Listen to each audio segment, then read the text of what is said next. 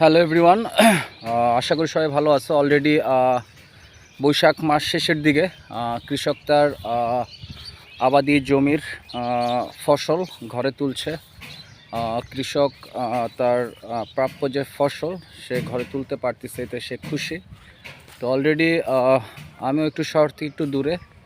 আসলে শহরের তাপমাত্রা অনেক বেশি, তাই একটু গ্রাম সাইডে আসা, একটু নিজেকে ভালো রাখার জন্য।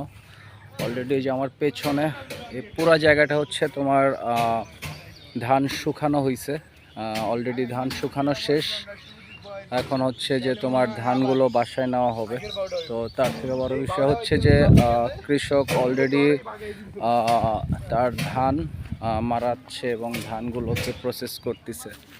এই যে আমি যদি দেখাই যে আমার যে পেছনে কৃষক তার চাষাবাদের যে জমির যে ধান সেটা মারিয়ে নিচ্ছে। সেটা আসলে এখন খুব দেখা যায় না, খুব রেয়ার।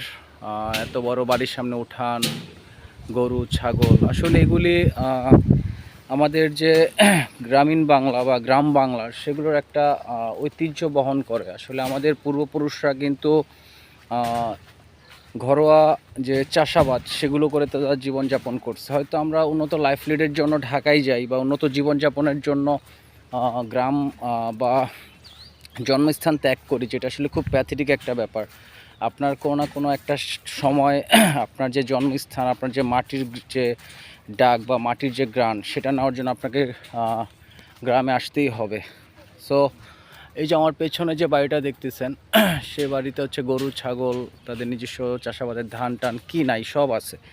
আসলে এগুলো আমাদের গ্রামীণ যে একটা পরিবেশ বা গ্রামীণ যে একটা আমাদের পূর্বপুরুষরা যেটা আসলে করে আসছে, সেটা যে এখনও যে চলছে বা এখনও যেটা তারা ধরে রাখছে, এটা আসলে অনেক। এখনও মানুষ তার পূর্বপুরুষের যে কার্যক্রম সেটা আসলে অনেকে করতে চায় না। হ্যাঁ, তো আসলে মানুষ উন্নত লাইফ লিডের জন্য হয়তো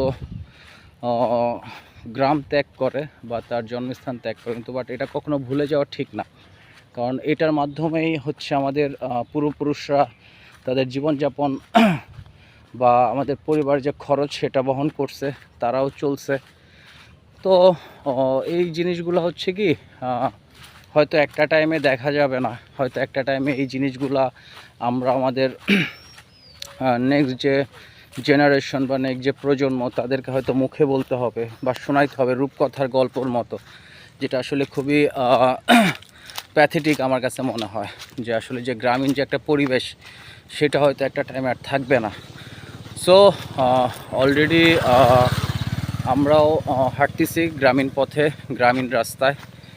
আমি যেহেতু আগেই বলেছি যে আমি যে রাস্তাটা ধরে যাচ্ছি তার দুপাশে হচ্ছে বন, আমার এই পাশে হচ্ছে বন। আর অবশ্যই সবাই জানেন যে গাজীপুর হচ্ছে কাঁঠালের জন্য খুব বিখ্যাত। গাজীপুরে প্রচুর পরিমাণ কাঁঠাল গাছ এবং প্রচুর পরিমাণ কাঁঠাল প্রতি বছরই উৎপাদন হয়ে থাকে। তো বিভিন্ন জায়গায় এই কাঁঠাল পাইকারি দরে বলেন বা বিভিন্ন জায়গায় সেল করা হয়ে থাকে।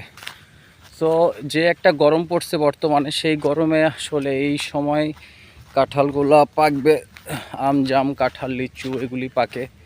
তো গাজীপুরের কাঁঠালটা হচ্ছে অ্যাকচুয়ালি এত পরিমাণ হয় যে আসলে গাজীপুরে অন্য অন্য ফল বা ফসল এত হইতে আমি দেখি নাই।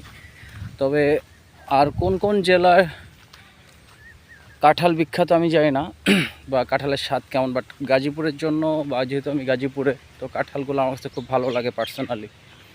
তো আমার এই পেছনে হচ্ছে পুরোটা হচ্ছে শাল গাছ, শালবন, পুরোটা হচ্ছে ফরেস্ট এরিয়া। আগে একটা টাইম এখানে আরও অনেক বন ছিল, তো সময়ের বিবর্তনের সময়ের কারণে আসলে এই গাছ বা বন নিধন করা হয়েছে মানুষের সভ্যতার কারণে আর উন্নত লাইফ লিডের জন্যই বলেন। এই যে দেখেন আসলে পুরোটা হচ্ছে কাঁঠাল, কাঁঠাল গাছ, কাঁঠাল প্রচুর পরিমাণ কাঁঠাল আসছে এবার, যেটা আসলে চোখে পড়ার মতো। আমি যদি দেখাই আরও আছে কাঁঠাল, এই যে এটাও একটা কাঁঠাল গাছ, ঠিক আছে। এটা হচ্ছে পুরোটা একটা কাঁঠাল গাছ, মাথার উপরে পুরোটা হচ্ছে কাঁঠাল, সব হচ্ছে কাঁঠাল। হ্যাঁ, এগুলো হচ্ছে পুরোটা কাঁঠাল, কাঁঠাল গাছ। প্রচুর কাঁঠাল আসছে এখানে। আসলে শুধু এটা না, যত দূর যাচ্ছি অ্যাকচুয়ালি বলতে পারেন যে 10 মিটার পর পরে হচ্ছে বিভিন্ন ধরনের গাছ থাকলেও কাঁঠাল গাছ একটা না একটা আছেই। আর প্রত্যেকটা গাছের পর্যাপ্ত পরিমাণে ফসলও আসছে। তো এটা হচ্ছে রেল লাইন, ঢাকা, ময়মনসিংহ, জামালপুর, নেত্রকোনার লাইন। এটা দিয়ে হচ্ছে মানুষ মূলত ঢাকা ময়মনসিংহের যারা আছেন তারা যাতায়াত করে থাকে। তো আমরা এই জায়গাটা নিরিবিলি প্লাস হচ্ছে জায়গাটা একটু সুন্দর, যার কারণে আমরা আসি বিকাল টাইম, অবসর সময় হাঁটি, এটা খুবই ভালো লাগে। এই স্টেশনের নাম হচ্ছে ভাওয়াল গাজীপুর। এটা হচ্ছে ভাওয়াল রাজার দেশ গাজীপুর। এখানে আগে যে রাজা ছিল ভাওয়াল রাজা, তার সাম্রাজ্য ছিল এই গাজীপুরে। সে এখানে রাজত্ব করে গেছেন। সে চলে যাওয়ার পরে হয়তো এই গাজীপুরের নাম আসছে। তার কোনো বংশধর আছে কিনা জানি না, বা আগে ছিল কিনা। সো যাক, পরিবেশটা দেখতে খুবই সুন্দর। আসলে আগে তো মনে করেন যখন সামার ভ্যাকেশন দিত স্কুল কলেজের মানুষ গ্রামে যাইতো, তো এখন তো আর সামার ভ্যাকেশনে মানুষ গ্রামে যায় না। সো এই গ্রামীণ ফিলটা নেওয়ার জন্য মূলত আমরা এই জায়গাটাতে আসি, হাঁটতে আসি, ঘুরতে আসি। প্লাস হচ্ছে যে একটা যে সুন্দর একটা মৃদু বাতাস বসে, বাতাস হইতেছে, যেটা আসলে মানে জাস্ট আপনি ফিল না করলে বুঝবেন না। তো এখানে কিছু ছেলেরাও খেলতেছে আমার লেফট সাইডে, আমার রাইট সাইডে কিছু গ্রামীণ যে টং দোকান বলি, টং দোকান আছে। সো বর্তমানে এই জায়গাটা হচ্ছে ভাওয়াল স্টেশন বলে, জায়গাটা অনেক সুন্দর। এখানে আসলে কোনো ট্রেন থামে না, এটা হচ্ছে অ্যাকচুয়ালি ট্রেনের যাত্রা বিরতি দেওয়ার জন্য আর কি একটা স্টেশন। তো আগে এই স্টেশনে প্রচুর পরিমাণে আপনার ছিল, নাম ডাক ছিল। যদি দেখাই, আসলে গ্রামের মানুষ যারা আছে তারা তাদের সারাদিনের কাজ শেষ করে অ্যাকচুয়ালি এই স্টেশনে আসে।